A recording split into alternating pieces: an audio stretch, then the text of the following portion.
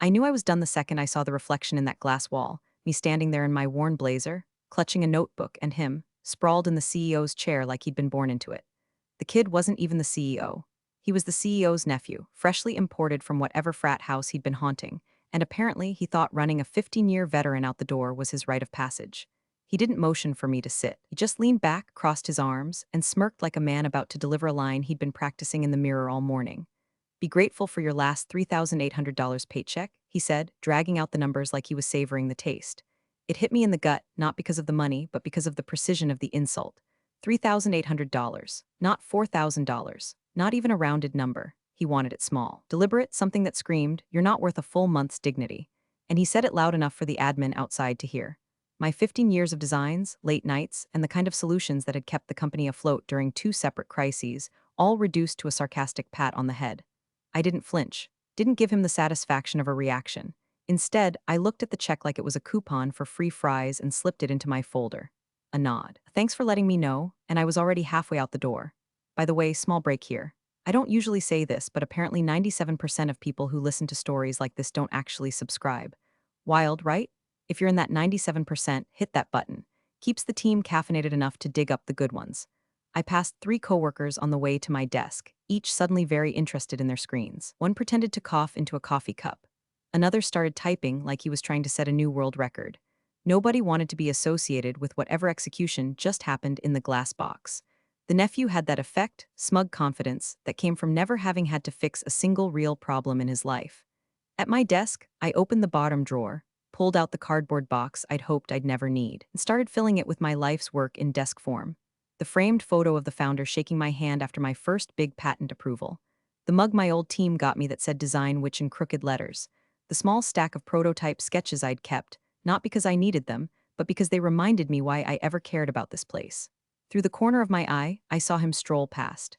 "Tough break," he said, voice dripping with mock sympathy. "Nothing personal, just saving the company money." And then he winked, like we were in on the same joke. What he didn't know, and what I didn't bother to correct, was that the founder and I had made sure, years ago, that I'd never leave here empty-handed. Back when the company was still hungry, when it was just a dozen of us sweating through endless problem-solving sessions, the founder had leaned across his cluttered desk and said, if they ever try to cheapen you, they cheapen themselves out of business. Then he slid a piece of paper across to me. A clause. A strange, oddly specific clause that made me laugh at the time. Now, as I placed my sketchbooks in the box, that clause was burning a hole in my memory. I'd kept my own signed copy of the contract at home, tucked in a safe place, not because I thought I'd need it, but because the founder had once said, "One day you might." I taped the box shut, lifted it onto my hip, and walked through the office like I was just another Friday layoff. Nobody said a word. The air was thick with the kind of silence people make when they don't want to get caught looking. I didn't need them to say anything. I had the only words that mattered already etched in my head, the exact line that would flip this smug little firing into the most expensive mistake the nephew, and this company, would ever make. When I reached the elevator, I caught my own reflection again. Same blazer, same steady expression. But behind my eyes, a different story entirely. I wasn't walking out of here defeated. I was walking out holding a lit fuse. I moved through my desk like I was performing surgery, slow, deliberate, making sure every small thing I wanted came with me, and nothing I cared about got left behind for them to toss in the dumpster. The hum of the office felt wrong, louder in its silence. No one met my eyes. People I'd trained, mentored, defended in meetings, now glued to their monitors like their lives depended on whatever spreadsheet or email they were pretending to work on. It wasn't personal. They were just hoping they wouldn't be the next one called into the glass box. The nephew made his second appearance of the day, strolling past my cubicle with that same swagger that made you want to hit mute on his existence. He slowed just enough to rest his hand on the divider, leaning in like we were conspirators in some harmless prank. "Hey," he said, voice pitched low but not low enough. "Nothing against you, it's just, trimming the fat. Gotta save the company money." He said it like he was telling me we'd run out of cupcakes at the staff party. I didn't give him the glare he deserved. I just slipped the last of my notebooks into the box and sealed it shut with a strip of tape. His cologne, too much of something that cost more than his watch, lingered a second longer than he did. As he walked away, I caught him muttering to one of the sales guys, "Saved us a fortune today." I let the words sink in, not as an insult, but as a receipt. The smell of printer toner and burnt coffee was pulling me backward, not to today, but to 15 years ago. Back when the founder's office was a cramped, paper-stacked mess in the old building, before we'd moved downtown and started talking about market share and quarterly growth like we were Fortune 500. He'd been leaning over my shoulder, looking at the design that would eventually carry this company through two recessions. You realize, he'd said, tapping the blueprint, this is going to be the backbone of everything we make from here on out. I'd laughed, thinking he was just hyping me up. But he was dead serious. He called me into his office later that afternoon, sliding a mug of coffee across his desk, and said he wanted to tweak my contract. At first, I thought he meant more money. Instead, he pulled out a single sheet of paper with a clause so oddly specific, I thought it was a joke.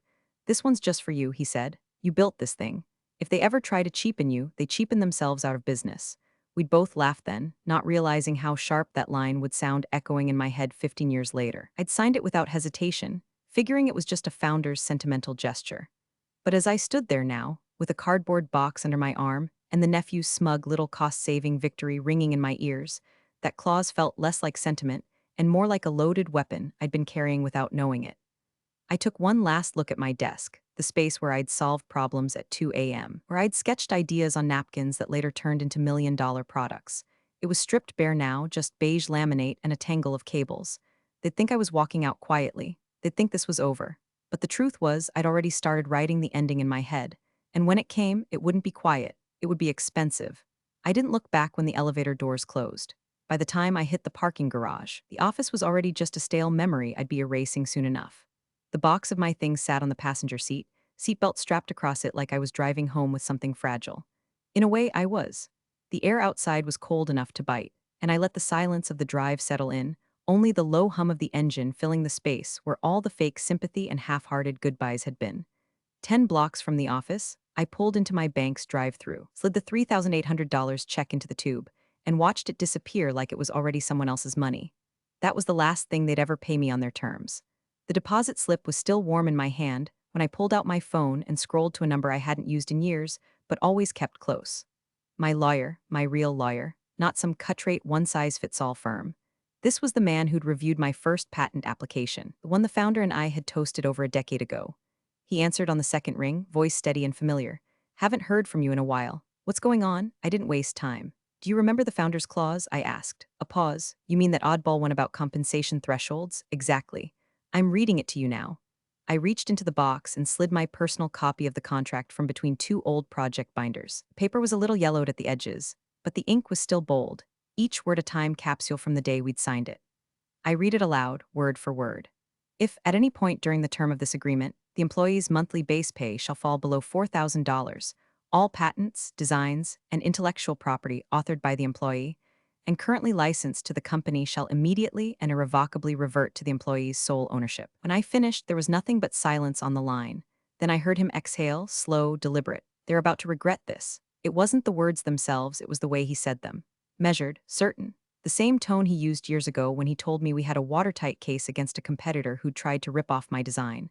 Back then, it was about protecting my work. Now, it was about owning their lifeblood. Send me a copy tonight, he said. Don't talk to anyone there. Don't post about it. Let them think you're gone. I'll start the paperwork. I agreed, and when the call ended, I just sat there in the driver's seat for a long moment, watching the world move on around me, people carrying takeout bags, a guy yelling into a Bluetooth headset, a teenager balancing a coffee on his skateboard. They had no idea that a mile away, company was still congratulating itself for saving $200 on my last paycheck, completely unaware they'd just sold me the keys to their kingdom for a discount. I slipped the contract back into its folder and set it gently on the seat beside me. It felt heavier than before, not like paper, but like leverage. The kind that could crack a boardroom wide open. This wasn't about a job anymore. This was about ownership, control. And I was already thinking about exactly how much it was going to cost them to get it back. By the time I got home, my lawyer had already emailed me a secure link to upload scans of the contract. I sat at my kitchen table with a mug of coffee, the kind of bitter, overbrewed sludge you drink when you're not after comfort, just fuel. Every page went into the scanner, my original signature, the founder's neat, slanted handwriting, and that one lethal paragraph sitting quietly in the middle of page 6 like an unexploded mine. 15 minutes later, the files were gone from my desktop, transferred to his encrypted archive. He called not long after. It's clean, he said. Everything's enforceable. We'll let the trigger activate automatically on the date. Don't contact anyone there. Don't hint at anything. Let them think they've won. The quieter you are, the deeper they'll sink before they see the trap. It was exactly the kind of advice I wanted to hear. I didn't need theatrics. I needed timing. The days that followed felt like watching a slow-motion car wreck, except I wasn't in the car anymore. The company's LinkedIn lit up with a polished post about successful cost-cutting measures and streamlining for future growth. The nephew's smiling face was front and center, quoted about making the hard decisions that keep us competitive. If he'd had the self-awareness of a potato, he might have noticed that cutting me loose wasn't going to save the ship, it was going to strip the engine out mid-ocean. But he didn't. He doubled down. I heard from a friend in accounting, one of the few still brave enough to text me, that he'd been spotted at a local bar, holding court like a war hero back from the front lines. He was bragging about slashing dead weight and freeing up cash for innovation, whatever that meant in his world. At one point, he apparently toasted the table with a whiskey glass and said, "Some people are replaceable. You just have to be the one willing to do it." Every word out of his mouth was digging him deeper. Not just with me, but with anyone who might eventually sit across from him in a boardroom when this all came crashing down. I didn't need to respond. I didn't need to defend myself. The beauty of a trap like this is that you let your opponent build their own walls, and then you make sure the exit is locked from your side. Meanwhile, my lawyer worked in the background like a chess player setting up a checkmate no one else could see coming. He drafted the patent reversion filings, the licensing fee schedule, even the retroactive invoice for continued use of my designs once the clause took effect. It was all dated, numbered, and ready to drop the moment the calendar rolled over. From the outside, it probably looked like I'd vanished. No angry posts, no calls to old colleagues, no rumors about a lawsuit. I was a ghost and they thought ghosts didn't bite. But I was watching every post, every smug update, every tone-deaf celebration. And the satisfaction in staying silent was its own reward, because I knew what they didn't.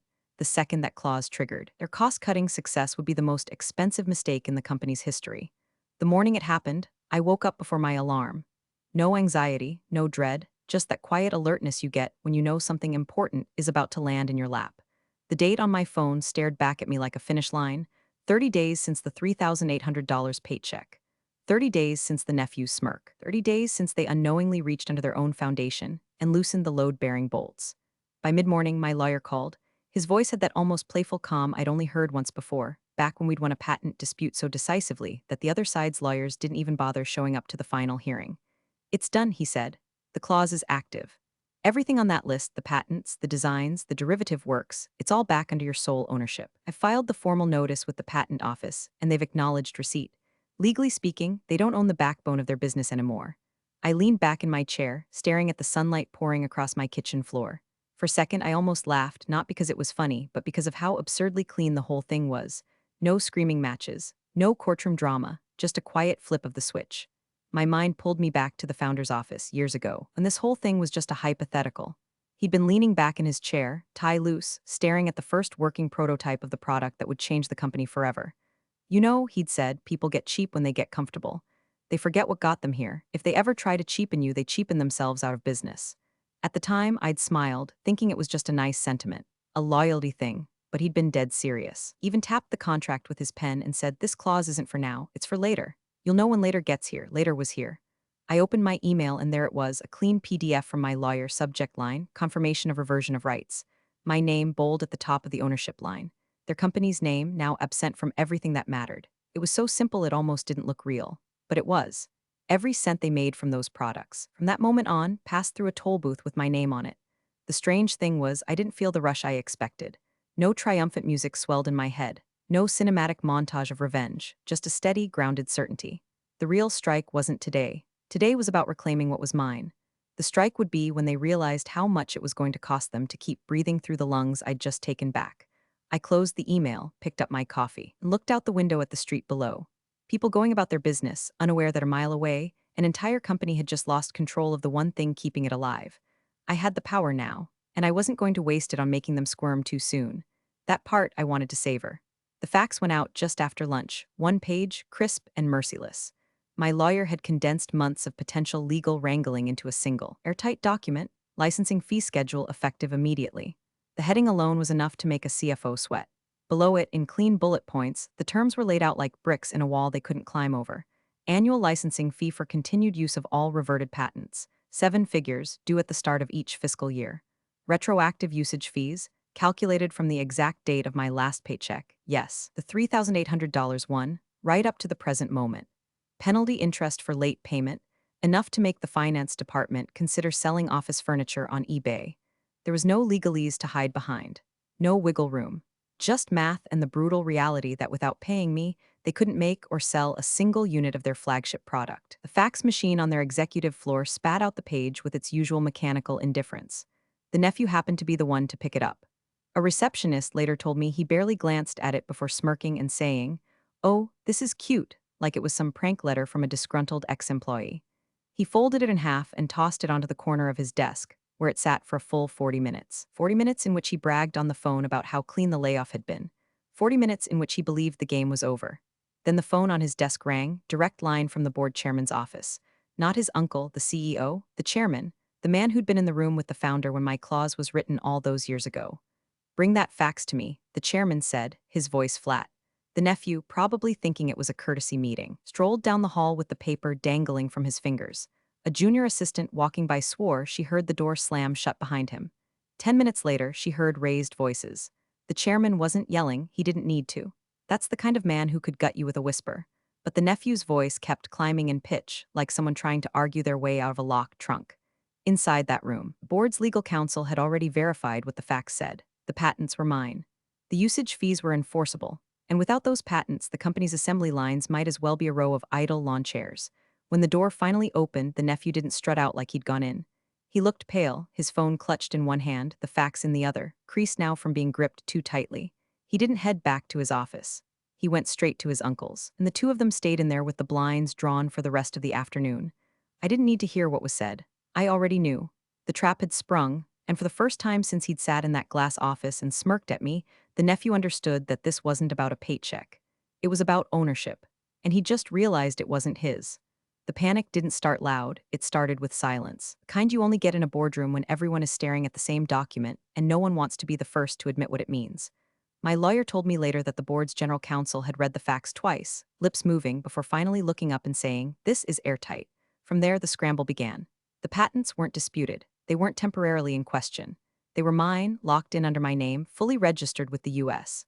Patent Office, and retroactively protected from the exact date of my last paycheck. It wasn't a gray area, it was a shut door. The operations VP ran the numbers in real time. Without those patents, the production line would have to stop within the week.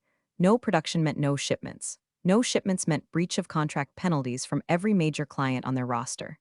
The CFO, a man who could usually spin bad news into at least a tolerable quarterly update, just sat there rubbing his temple. The first wave of calls from clients came within hours. A medical devices supplier wanted to clarify some rumors they'd heard about product delays. A European distributor asked if they should postpone their marketing launch. By mid-afternoon, a key government client, one whose contracts could make or break the fiscal year, demanded written assurance that delivery dates would be met. Legal couldn't give it to them. That's when the smell of real fear settled in. I knew all this not because I was there, but because the updates flowed to me like a quiet stream from the people still loyal enough to pass them along. One text from my old project manager simply read, "They're losing it. You'd love this." Another came from a sales lead, "Nephew's hiding in his office. CEO's not answering calls. Whole place is vibrating." I didn't rush to check the news feeds or LinkedIn updates. I didn't need to. My phone buzzed enough with screenshots of half-baked "we remain committed" statements they were trying to push out to clients. It was all theater, and I knew the truth. Without my signature on a licensing agreement, they were dead in the water. Sitting in my living room, coffee in hand, I watched a neighbor's kid wobble down the sidewalk on a new bike. Somewhere downtown, multi-million-dollar operation was unraveling thread by thread because one overconfident heir thought saving $200 on my paycheck was a victory. The satisfaction I felt wasn't hot. It wasn't that rush of revenge you see in movies.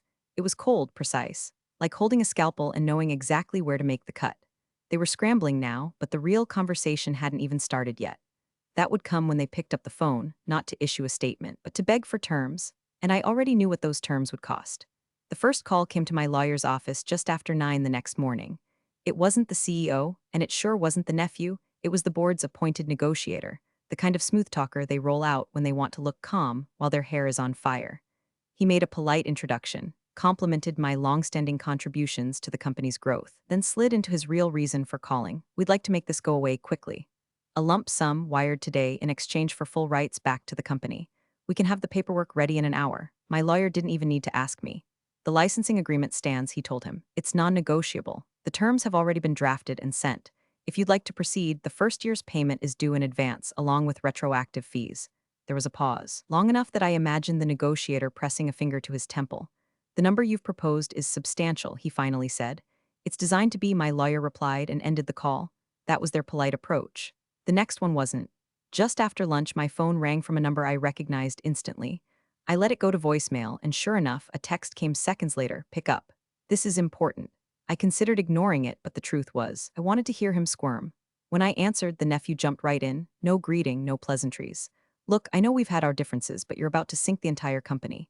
People's jobs are on the line here. I let him talk, not because I cared, but because I wanted every last drop of his desperation on the record in my mind. He tried a half-hearted appeal to our shared history at the company, as if we'd ever been on the same team. Then came the guilt trip, how this would hurt employees, families, investors. Finally, I cut in. Do you remember the last thing you said to me in that glass office? Silence. I didn't give him time to answer. You told me to be grateful for my last $3,800 paycheck. I am, because without it, you and I wouldn't be having this conversation. He started to say something else, but I hung up. By that evening, my lawyer confirmed that the board understood exactly what they were facing. The licensing fees weren't just a hit. They were a recurring hemorrhage, millions every year, with penalties for late payment that could gut their operating budget. And it was all perfectly legal. The stakes weren't abstract anymore. This wasn't just about them writing me a check. It was about whether the nephew kept his cushy job, whether the CEO survived the next shareholder meeting, whether the company even made it to the end of the quarter without shuttering its core product line. They tried to play cheap. Now they were about to learn what expensive really looked like. The boardroom looked smaller than I remembered, though maybe it was just the way everyone inside seemed to be caving inward. The long, polished table was littered with untouched coffee cups, legal pads scribbled with numbers, and the faint smell of panic masked poorly by expensive cologne. The CEO sat at the head of the table, his tie loosened, eyes bloodshot. To his right, the nephew pale still, his usual smirk replaced by the thousand-yard stare of someone who'd finally realized the wolf was inside the house. I didn't sit right away. I let the room take me in, the click of my heels against the floor the only sound. They'd expected my lawyer alone. Instead, they got me calm, composed, holding a slim leather folder like it was the fuse to their last stick of dynamite. Let's make this quick, I said, sliding the folder to the center of the table. Inside, the licensing agreement, the real one, the one that made their lump sum offer look like a kid's lemonade stand. Annual licensing fees, I began, my voice steady, in the low seven figures, paid in advance each fiscal year. Retroactive usage fees starting from the date of my last paycheck. Interest already calculated. Penalties for late payment as outlined in Section 4, and one final condition. All marketing materials, product packaging, and investor presentations will carry my name as sole patent owner. Permanently, a murmur went around the table. One of the older board members leaned forward. That last condition, non-negotiable, I cut in. You want the product, you want the patents, you acknowledge the source. My name is part of your brand now. Across from me, the CFO's pen tapped against the table, fast and nervous. This is a lot, he said quietly. I leaned back, unbothered. It's cheaper than shutting down your core business. The silence that followed was thick enough to chew. Finally, the chairman, stoic, unreadable, nodded once. Get the papers. It took less than 10 minutes for the assistants to return with printed copies. One by one, the board members signed, their pens scratching reluctantly across the paper. No one looked up at me. The nephew's signature was the last, his hand trembling just enough for me to notice. When the final page slid back across the table to me, I placed it neatly in my folder, stood, and offered the same small smile I'd worn the day he'd told me to be grateful for my last $3,800 paycheck. No speeches, no gloating. I turned, walked to the door, and left them sitting in the stale air of their own making. By the time I reached the elevator, the deal was already binding. And as the doors slid shut, I realized I wasn't just walking away with my patents, I was walking away owning the part of them they couldn't operate without. The same part they'd once thought was replaceable. Thanks for watching, you cubicle warriors. Hit that subscribe button. Unless you're my old boss, then you're on your own. Revenge of the Coffee Pot strikes again.